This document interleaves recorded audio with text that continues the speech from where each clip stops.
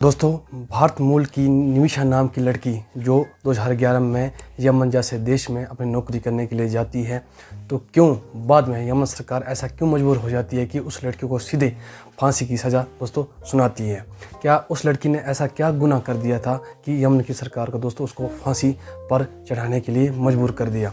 दोस्तों, हम बात करते हैं 2008 में, जब निमिषा नाम की लड़की ने अपनी नर्सिंग कॉलेज से ख़त्म की। उसके बाद वो 2-3 साल लोकल हॉस्पिटल में दोस्तों उन्होंने जॉब किया। 2011 में उसकी दोस्तों शादी हो जाती है और एक बार वो अपने पति से कहती है, आपको एतराज़ ना हो तो क्यों हम विदेश चले। उसका पति ज़्यादा पढ़ा लिखा ना होने के कारण दोस्तों वो अपनी पत्नी की बात मान लेता है और एक देश की ओर रुख करते हैं। उस देश का नाम था दोस्तों यमन।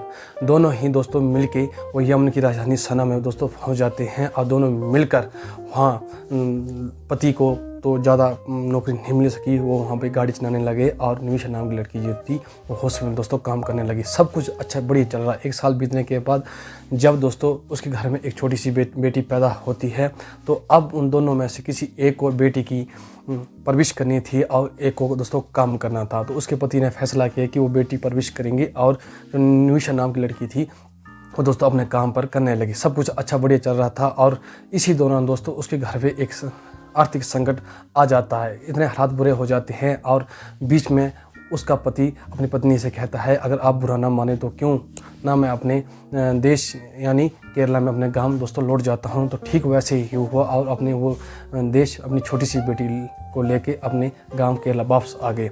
उन्होंने जब दोबारा जाने की कोशिश की तो यमन में दोस्तों ऐसे हालात बन गए थे कि वहाँ पे गृह युद्ध जैसा हालात दोस्तों पैदा हो जाते हैं और वहाँ के लोग एक दूसरे के खून के प्यासे हो जाती है और राष्ट्रपति के सरकारी भवन के ऊपर लोगों ने कब्जा कर लिया था। तो हाँ, उस टाइम के समय दोस्तों विदेश आने वाले लोगों के ऊपर रोक लग गई थी, नए वीज़ा दोस्तों लग नहीं रहा था। और इसी बीच में निशा की दोस्ती हो जाती है कि वहाँ के लोकल लड़के दलाल मेहंदी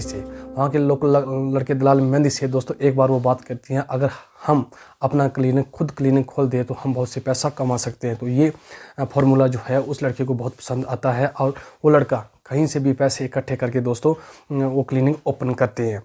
जैसे ही वो क्लिनिक ओपन करते हैं उनका काम जो है बहुत बढ़िया तरीके से चल रहा था और उनकी सरकार का एक कानून और नियम ये भी था तो कि वहाँ के लोग ही वहाँ पर व्यवसाय कर सकते हैं, कि विदेश आकर लोग दोस्तों वहाँ पे कोई भी अपना बिजनेस दोस्तों नहीं कर सकता था। ये निशा की या तो पैसे कमी बता लो या मजबूरी बता लो या तो वहाँ की सरकार के द्वारा चलाए गए कानून के प्रति मजबूर मान लो। दोनों ने साथ मिलकर दोस्तों काम करना शुरू किया। जैसे ही दोस्तों काम करना बहुत अच्छा काम चल रहा था और उसी बीच में जैसे क्लिनिक में जो फंड इकट्ठा होता था उसका दोस्त जो दलाल था वो मौका मिलते ही उस पैसे में दोस्तों फंड में दोस्तों घपला करने लगा। उसने निशा के बार बार कहने पर वो दोस्तों मानने को तैयार नहीं था और पैसे घपला करने लगा। निशा ने उसको कई बार समझाया कि अगर ये पैसे को ऐसा घपला होता रहेगा तो ये क्लिनिक इस तरीके से बंद हो जाएगी, आपको इस चीज़ का दोस्तों अंदाज़ा तक नहीं होगा।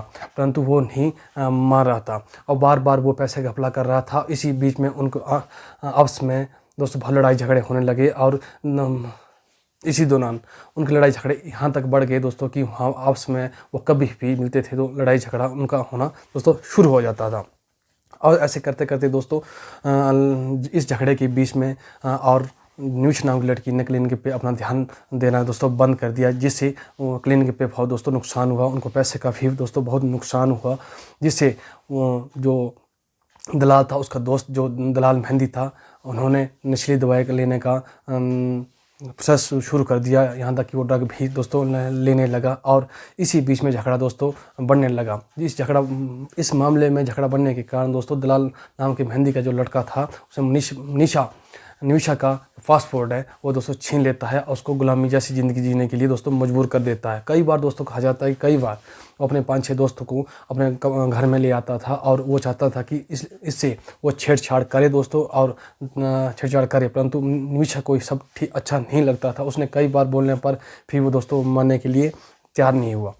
उसके बाद दोस्तों उन्होंने उसकी जो पुरानी शादी हुई थी, जब जो उसका पति घर चला गया था, उनकी फ़ोटो के ऊपर दोस्तों अब उसके पति के चेहरे पे अपनी फ़ोटो लगा देता था। उसकी सरकार और पुलिस को ये बताता था कि ये दोस्तों मेरी पत्नी है। ये सब चल रहा था। मनीषा बहुत दुखी थी। मनीषा चाहती थी कि इससे छुटकारा पाएँ तो पाएँ कैसे? और उन्हें उसके दिमाग में सोच चलती है कि क्यों ना हम इसको एक छोटा-सा इंजेक्शन दिया जाए ताकि वो बेहोश हो जाए, और जब वो बेहोश हो जाए तो वो अपने घर की तलाशी करे और अपने पासपोर्ट को ढूँढ के देश दोस्तों लौट जाए। दोस्तों एक बार जब उसको डोज़ दिया गया तो उसके ऊपर कोई प्रभाव नहीं पड़ा। फिर उसने सोचा क्यों ना एक बार फिर से उसको डबल डोज़ दिया जाए ताकि वो बेहोश हो जाए और अपने पासपोर्ट को और ढूँढ के विदेश अपने घर यानी केरल वापस मुड़ सके। परंतु दोस्तों जैसे ही मौका पाते उसने डबल डोज़ दोस्तों उसको दिया, तो उसी टाइम उसकी दोस्तों दलाल मेहंदी की मौत हो जाती है और मामला पुलिस तक पहुंचता है और निमिषा नाम की लड़की को दोस्तों वहां की पुलिस गिरफ्तार कर लेती है।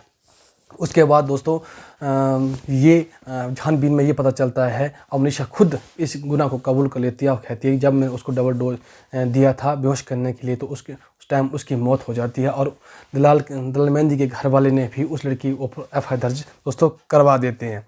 वहाँ की निजी अदालत ने भी उसको मौत की सज़ा सुना देते हैं और दोस्तों उसकी ज़िंदगी बचाने के लिए इसी बीच में उसको अपील करने का एक मौका मिलता है, परंतु अच्छा पैसा न होने के कारण, अच्छा वकील न होने के कारण उसकी वो अपील भी दोस्तों खारिज कर दी जाती है। और अपील खारिज होने के बाद दोस्तों वो बहुत परेशान रहने लगती है क्योंकि उनके पास पैसा नहीं था। जो क्लिनिक था वो पूरी तरह दोस्तों बंद हो चुका था। उसके पास कोई भी हेल्प करने के लिए वहाँ पे कोई भी दोस्तों खड़ा नहीं था। और उसके बाद दोस्तों ब्लड मनी का भी मामला दोस्तों सामने आया। ब्लड मनी का दोस्तों मतलब होता है कि अगर मान लो कि मेरे परिवार कोई व्यक्ति मर जाता है, किसी के द्वारा मार दिया जाता है ब्लड मनी के तरीके से, अगर मैं उस व्यक्ति से पैसा मांगता हूँ, कुछ रकम रखता हूँ या कुछ शर्तें रखता हूँ जिसके कारण उसको माफ़ कर दिया जाता है, परंतु दोस्तों वहाँ भी मामला नहीं बना।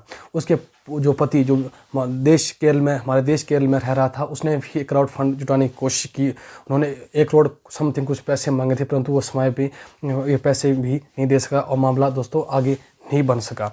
आगे एक बार फिर उसने अपील उसकी जान बचाने के लिए उसने अपनी राष्ट्रपति के साथ अपील किया, परंतु वहाँ के राष्ट्रपति ने भी इसकी अपील को 2023 में खारिज कर दी और उन्होंने ये बताया गया है कि इस लड़की को जल्दी से जल्दी दोस्तों फांसी दिया जाए। और ये जो इन्फॉर्मेशन थी दोस्तों जो हमारे भारत देश के विदेश मंत्रालय ने 30 दिसंबर 2024 को ये बताया कि वहाँ मनीषा के द्वारा लगाई गई अपील वहाँ के राष्ट्रपति ने खारिज कर दी है और कहा कि इस लड़की को जल्दी से जल्दी फांसी पर दोस्तों चढ़ाया जाए। क्या दोस्तों इसमें ये बातें निकल के आती है, क्या हमारा जो विदेश मंत्रालय है क्या निमिषा नाम की लड़की को बचा पाएगा या यमन सरकार उसको हेल्प करेगी? क्या फिर से ब्लड मनी का जो मामला है दोबारा सामने आ सकता है जिसके कारण मनीषा की दोस्तों जान बच सकती है? तो ये तो आने वाले भविष्य की बात है, परंतु दोस्तों हमारी तरफ से यमन सरकार और भारत सरकार से यही अपील है कि वो इस मामले को दोस्तों पॉजिटिव तरीके से ले और उस लड़की की ज़िंदगी को बख्श दे